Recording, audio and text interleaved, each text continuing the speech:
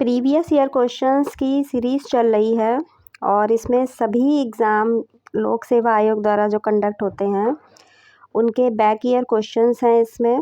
और ये रिवीजन का बेस्ट मेथड है एग्ज़ाम के पहले जब आपके पास टाइम कम हो। चैप्टर वाइज इसमें रिवीजन है। इसके पहले 5 चैप्टर पॉलिटी के कंप्लीट हो चुके हैं। ये 6th चैप्टर है यूनियन एंड इट्स स्टेट्स। तो इसके जितने भी इम्पोर्टेंट क्वेश्चन आज तक पूछे गए हैं वो सब आपको 2 से 3 वीडियो में मिल जाएंगे। तो स्टार्ट करते हैं। भारतीय संविधान में राज्यों का संघ की संकल्पना को प्राप्त किया गया है। तो राज्यों का संघ कहाँ से लिया गया है? ये संकल्पना ब्रिटिश नॉर्थ अमेरिकन अधिनियम से। तो ये लिया है ब्रिटिश नॉर्थ अमेरिका अधिनियम से। राज्यों का संघ की संकल्पना British north America act Canada से लिया गया है। भारतीय संविधान के अनुच्छेद 1 के अनुसार भारत राज्यों का संघ है।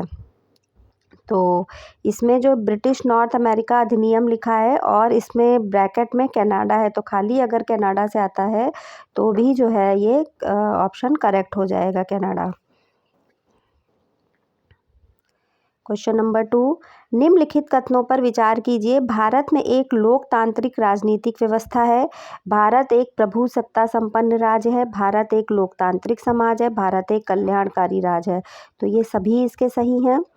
ठीक है, 1 2 3 4। भारत संविधान की प्रस्तावना में संसदीय लोकतांत्रिक व्यवस्था, समाजवादी, कल्याणकारी, प्रभुसत्ता संपन्न राज्य इसका स्पष्ट उल्लेख किया गया है। अतः भारत के विषय में दी गई उपयुक्त सभी विशेषताएं सही है। भारत एक गणतंत्र है। इसका क्या अर्थ होता है? गणतंत्र का मतलब है कि भारत में वंशानुगत शासन नहीं है। ठीक है, गणतंत्र में कोई वंशानुगत शासक नहीं होता है तथा राज्य का अध्यक्ष लोगों द्वारा एक निश्चित अवधि के लिए चुना जाता है। दिल्ली एनसीआर को छोड़कर भारत में कितने संघीय क्षेत्र हैं? तो 6 संघीय क्षेत्र हैं। वर्तमान में दिल्ली एनसीआर को छोड़कर भारत में 7 संघ शासित क्षेत्र हैं। ये संघ शासित क्षेत्र में जम्मू कश्मीर, लद्दाख, अंडमान निकोबार द्वीप समूह, पौंडीचेरी, चंडीगढ़, लक्षद्वीप, दादर व नागर हवेली तथा दमन दीव हैं। स्वतंत्रता के पश्चात 2 भागों में बंटने वाला पहला राज्य था, तो ये बॉम्बे था।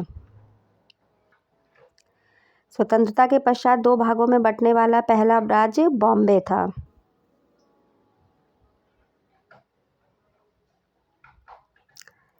निम्न कथनों पर विचार कीजिए। दिए गए कूट की सहायता से बताइए कि इनमें से कौन सही है। संविधान में यूनियन ऑफ स्टेट शब्द प्रयुक्त हुआ है क्योंकि भारतीय राज्यों को अलग होने का अधिकार नहीं है। एसके धर आयोग ने राज्य के पुनर्गठन हेतु भाषा के आधार की अपेक्षा प्रशासनिक सुविधा को वरीयता दी थी। पंडित नेहरू, सरदार पटेल और पट्टाभी सीतारमैया की अध्यक्षता में कांग्रेस कमेटी राज्यों के पुनर्गठन में भाषाई आधार के पक्ष में नहीं था। तो ये तीनों ही सही हैं कि यूनियन ऑफ स्टेट शब्द प्रयुक्त होता है क्योंकि भारतीय राज्य जो है उनको अलग होने का अधिकार नहीं होता है। और जो धर आयोग था इसने राज्यों का पुनर्गठन भाषा आधार की जगह पे प्रशासनिक सुविधा को इन्होंने वरीयता दी थी। और नेहरू, पटेल और पट्टाभी सीतारमैया की अध्यक्षता में जो कांग्रेस कमेटी थी उन्होंने राज्यों के पुनर्गठन में भाषाई आधार के पक्ष में वो भी नहीं था। भारतीय संविधान के अनुच्छेद 1 में यूनियन ऑफ स्टेट्स अर्थात राज्यों का संघ शब्द प्रयोग किया गया है। इसका तात्पर्य है कि भारतीय संघ राज्यों के बीच किसी समझौते का परिणाम नहीं बल्कि पूरा देश एक इकाई है जो विभिन्न राज्यों में प्रशासनिक सुविधा के आधार पर बटा हुआ है। इस कारण राज्यों को संघ से अलग होने का अधिकार नहीं है। धड़ समिति तथा जेवीपी जवाहरलाल नेहरू, वल्लभ भाई पटेल और पट्टाभी सीतारमैया, जिसको जेवीपी कहते हैं, जवाहर वल्लभ भाई पटेल और पट्टाभी सीतारमैया, तो समिति द्वारा जो भाषाई आधार पर राज्यों के पुनर्गठन को अस्वीकार कर दिया गया था। भारत संघ नहीं है। किसी भी राज्य का क्षेत्र, सीमा, नाम उसकी सहमति के बिना भी परिवर्तित करने की शक्ति संघीय संसद को प्राप्त है। तो इसमें जो है ए तो गलत हो जाएगा क्योंकि भारत संघ है पर ये इसका आर सही है। किसी भी राज्य का क्षेत्र सीमा नाम उसकी सहमति के बिना भी परिवर्तित करने की शक्ति संघीय संसद के पास होती है। तो अनुच्छेद 1 में भारत को राज्यों का संघ कहा गया है। संविधान का अनुच्छेद 3 संसद को नए राज्यों के निर्माण और वर्तमान राज्यों के क्षेत्र सीमाओं या नामों में परिवर्तन की शक्ति देता है। या किसी राज्य में या उसका राज्य क्षेत्र अलग करके या दो या अधिक राज्यों को या राज्यों के भागों को मिलाकर या किसी राज्य के क्षेत्र को किसी राज्य के भाग के साथ मिलाकर किया जा सकता है। संविधान ने संसद को यह शक्ति दी है कि वह राज्यों की सहमति या सहमति के बिना उनका राज्य क्षेत्र परिवर्तित कर दे। भारत में संघ राज्यों का प्रशासक कौन होता है? तो राष्ट्रपति होता है। तो भारत में संघ राज्यों का प्रशासन राष्ट्रपति में निहित है। सभी संघ राज्य क्षेत्र राष्ट्रपति के एजेंटों के रूप में कार्य करते हुए प्रशासक द्वारा प्रशासित होते हैं। संविधान के अनुच्छेद 239 में यह वर्णित है कि राष्ट्रपति प्रत्येक संघ राज्य क्षेत्र का प्रशासन अपने द्वारा नियुक्त किए गए प्रशासक के माध्यम से उस मात्रा तक करेगा जितना कि वह राष्ट्रपति ठीक समझता हो।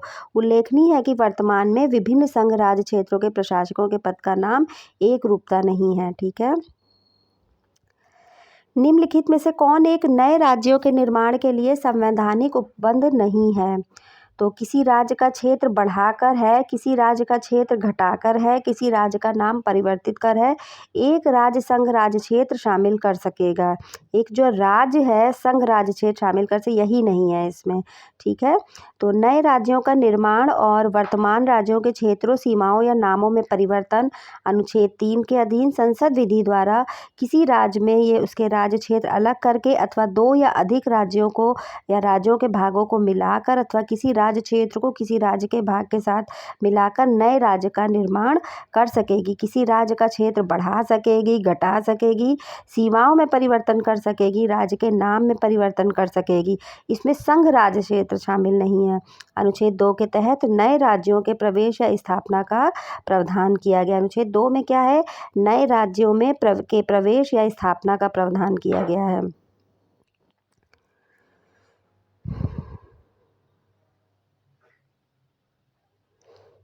भारतीय संविधान का कौन सा अनुच्छेद केंद्र को नए राज्यों का गठन करने का अधिकार देता है? तो अभी हम लोगों ने पढ़ा अनुच्छेद 3। अनुच्छेद 3 में जो है नए राज्यों का गठन करने का अधिकार देता है। निम्नलिखित में से कौन सा संविधान के अनुच्छेद 3 के तहत संसद के एक कानून द्वारा संभव नहीं है?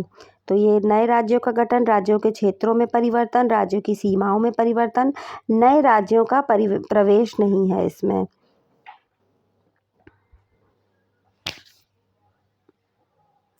भारत में एक नया राज्य सृजित करने वाले विधेयक को पारित होना अनिवार्य है।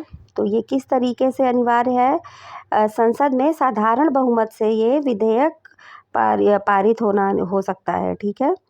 संविधान के भाग 1 के अनुच्छेद 3 के अनुसार संसद विधि द्वारा नए राज्य का गठन कर सकेगी, जबकि अनुच्छेद 4 के खंड 2 के अनुसार ऐसी विधि जो नए राज्य के गठन से संबद्ध हो 368 के अधीन संविधान संशोधन नहीं कहलाएगी।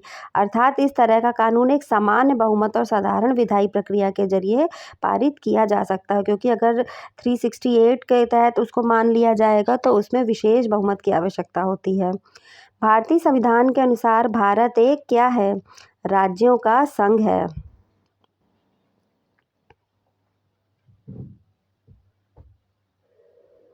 ठीक है। भारतीय संविधान के अनुसार भारत राज्यों का संघ है, अर्थात यूनियन ऑफ स्टेट है। अमेरिका की तरह फेडरेशन नहीं है। भारतीय राज्य के सम्मिलन का परिणाम भारतीय संघ नहीं, साथ ही राज्यों को अलग होने का अधिकार नहीं है। एक विद्यमान राज्य की सीमा को परिवर्तित कर एक नवीन राज्य को बनाने की दृष्टि से 3 उपकरणों की आवश्यकता होती है। वे हैं, तो वो कौन से हैं? राष्ट्रपति, संसद तथा संबंधित राज्य का विधानमंडल। इस तरह के बदलाव से संबंधित कोई भी विधेयक राष्ट्रपति को पूर्व मंजूरी से ही संसद में प्रस्तुत किया जा सकता है। यदि विधेयक में शामिल प्रस्ताव किसी भी राज्य के क्षेत्र, उसकी सीमा या उसके नाम को प्रभावित करता है तो यह विधेयक राष्ट्रपति द्वारा संबंधित राज्य विधानमंडल के पास भेजा जाएगा, परंतु राष्ट्रपति राज्य विधानमंडल का मत मानने के लिए बाध्य नहीं है। भाषाई आधार पर राज्यों का पुनर्गठन कब किया गया था? तो ये 1956 में किया गया था। भाषाई आधार पर राज्यों का पुनर्गठन 1 नवंबर 1956 में हुआ। इस आधार पर सर्वप्रथम गठित होने वाला राज्य आंध्र प्रदेश है। स्वतंत्रता के पश्चात राज्यों के पुनर्गठन हेतु दिसंबर 1953 में फजल अली की अध्यक्षता में 3 सदस्यीय आयोग का गठन किया गया था। ये भी पूछा जाता है कि फजल अली की अध्यक्षता में कब आयोग गठन हुआ था? तो 1953 में हुआ था। आयोग ने भाषा के आधार पर राज्यों के पुनर्गठन की सिफारिश की थी। वांचू रिपोर्ट के आधार पर प्रथमतः भाषाई राज्यों गठित किया गया था। तो ये 1953 आंध्र प्रदेश, ठीक है। वांचू रिपोर्ट कौन सी रिपोर्ट थी? वांचू। इलाहाबाद उच्च न्यायालय के मुख्य न्यायाधीश कैलाश नाथ वांचू समित 1953 केंद्र सरकार द्वारा आंध्र प्रदेश गठन के समय रायलसीमा व तटीय आंध्र प्रदेश के मध्य राजधानी के विषय को लेकर हुए विवाद हेतु गठित की गई थी। स्वतंत्रता के पश्चात भारत में भाषाई आधार पर पुनर्गठन निम्नलिखित में से किस कारणवश प्रारंभ हुआ? तो ये पी श्री रामुलुल्लु की मृत्यु, ठीक है, ये आंसर होगा इसका। तेलुगु भाषी क्षेत्र को अलग राज्य के गठन को आधार बनाकर पोट्टी श्रीरामुलु अनशन पर बैठ गए थे। 58 दिन के अनशन के पश्चात उनकी मृत्यु हो गई थी। 1 अक्टूबर 1953 को आंध्र प्रदेश पुनर्गठन विधेयक राष्ट्रपति द्वारा अनुमोदित तथा हस्ताक्षरित किया गया। तो ये पुनर्गठन विधेयक मार्च 2014 में हुआ था, ठीक है। आंध्र प्रदेश पुनर्गठन बिल 2014 में राष्ट्रपति द्वारा अनुमोदित तथा हस्ताक्षरित किया गया। यह आंध्र प्रदेश एवं तेलंगाना 2 राज्यों के बीच बंटवारे का विधान करता है। राष्ट्रपति की स्वीकृति के उपरांत यह अधिनियम 2 जून 2014 को से लागू हुआ।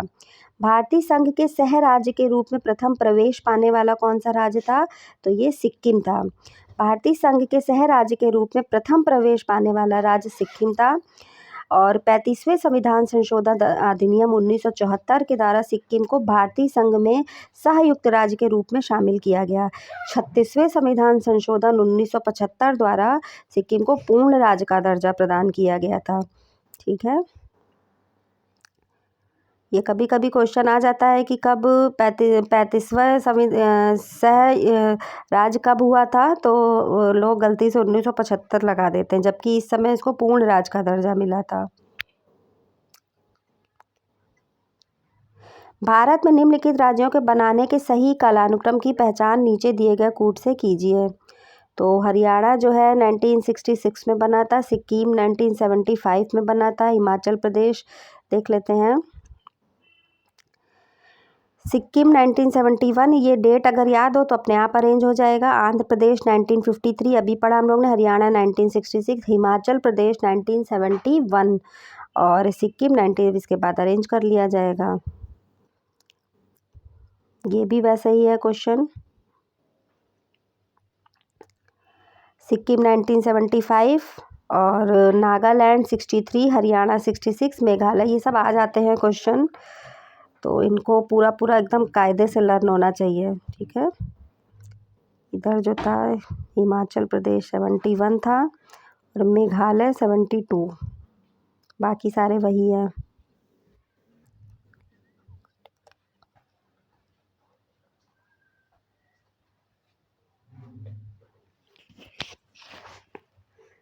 निम्नलिखित भारतीय राज्यों के निर्माण का कौन, इसमें भी वही है।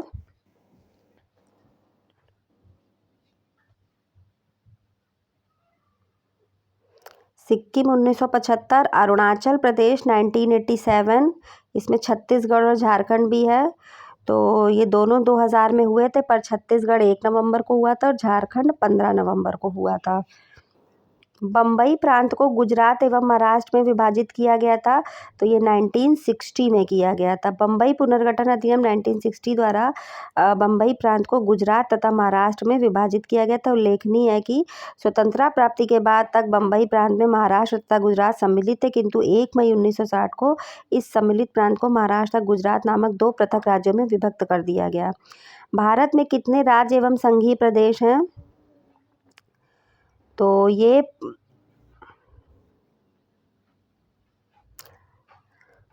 प्रश्न देखिए जब पूछा गया था तब ये बी ऑप्शन इसका करेक्ट इसलिए लिखा हुआ है 28 और 7। पर 31 अक्टूबर 2019 से जम्मू कश्मीर तथा लद्दाख 2 नए केंद्र यूनियन टेरिटरी बन गए थे। तो 26 जनवरी 2020 को दादर और नागर हवेली और दमन एंड दीव को मिलाकर एक यूनियन टेरिटरी बना दिया गया था। इसलिए वर्तमान में अब 28 और 8 हैं। ठीक है, उधर जम्मू कश्मीर बन गया था यूनियन टेरिटरी और ये क्या कहते हैं, ये दादर और नागर और दमन दीव मिला को एक कर दिया गया था। इस समय 28 और 8 हैं। नीचे 2 कथन दिए गए, इनमें से अभिकथन तथा दूसरा कारण ये देखना है। राज्य की कार्यपालिका शक्ति का प्रयोग संसद के कानूनों का अनुपालन सुनिश्चित करने हेतु होता है। अपनी कार्यपालिका शक्ति का प्रयोग करके भारत सरकार राज्यों को आवश्यक निर्देश दे सकती है। तो ये बिल्कुल सही है। राज्य की कार्यपालिका शक्ति का प्रयोग संसद के कानून तथा राज्यों में लागू कानून का अनुपालन सुनिश्चित करने हेतु होता है। भारत सरकार अपनी कार्यपालिका शक्तियों का प्रयोग कर राज्य सरकारों को आवश्यक निर्देश दे सकती है। ठीक है,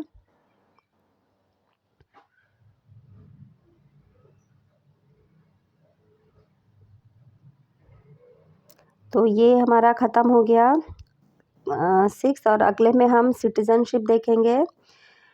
तो चैप्टर 6 कंप्लीट हो गया एक ही वीडियो में। जितने इम्पोर्टेंट क्वेश्चन थे अभी तक आर्ट से रिलेटेड वो सारे कवर हो गए हैं। तो अगले वीडियो में हम देखेंगे चैप्टर 7।